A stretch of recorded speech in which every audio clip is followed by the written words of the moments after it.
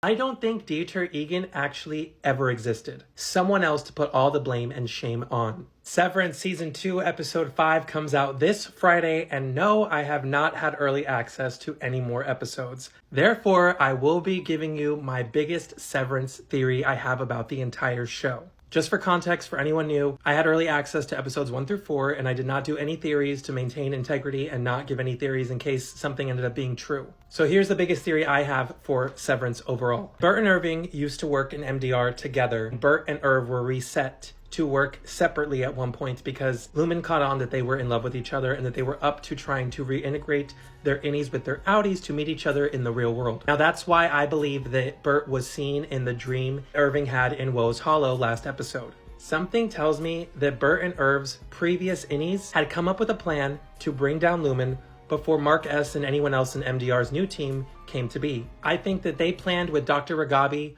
for Bert to integrate first once he quit his role at Lumen in O&D. I think that they knew, even though they were going to be reset, that they were going to find the love that they have once again. The plan was for Bert to get reintegrated by Dr. Ragabi first, and then to have his outie, once he was integrated, terminate his role at Lumen to raise less suspicions. That's why he's been following Irv's outie in the outside world. He is holding his outie and innie accountable to continuing their mission. What a beautiful backstory that'd be, to give us a reveal of what went on between these two before the show even started for the actual viewer. Milchek's been going through a lot this season. He's trying to prove to the board that he can do Cobell's job. I think after they find out that he had to fire Irv's innie, he's going to be in some hot water for what happened. That combined with the gift that the board sent him that he clearly found offensive and inappropriate is going to be the beginning of the end for him. I think he's also going to start working with MDR at some point in the future to bring down Lumen, or at least try to figure out what's going on as a non-severed person. I think that Dylan's wife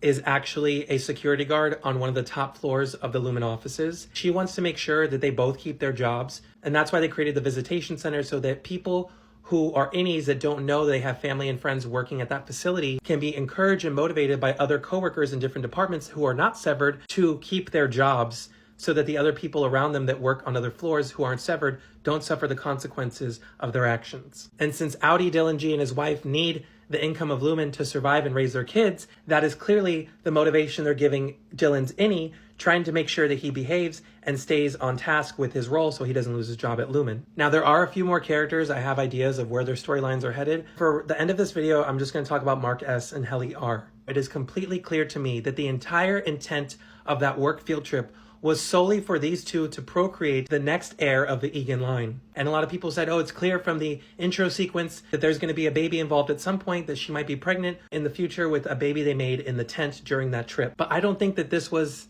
Helena Egan's plan. I think this was the board's plan. It is my heavily believed theory that Lumen was always planning to have Mark S. be a severed innie and to use his DNA to conceive the perfect Egan heir. I think that Lumen planned the entire car accident that Mark S.'s Audi's wife had, and that they set it up so that he would want to get severed because they knew that he was a perfect DNA match to create an Egan heir with the current heir. There are some people that theorize that Mark S. is a descendant of Dieter Egan, which is why these two would have the perfect chemistry because they were both from the Egan line at one point or another. I do not think that Dieter Egan actually exists. I think that he was a twin that was consumed by Keir Egan in utero, that maybe, sometimes there's stories about twins kind of hearing the other twin's voice or having two split personalities. I think that he was driven with madness, having another person inside his head who was his actual twin at one point, who did not exist, and used that situation as the logic to come up with the severance procedure. Because what your innie does is not necessarily what your outie is responsible for. And so he used his idea of his brother in his head to take responsibility for all the shameful and bad things that as Keir Egan he did, but put it in Dieter's name instead. That once he tamed the four tempers, he would look good to the rest of the world.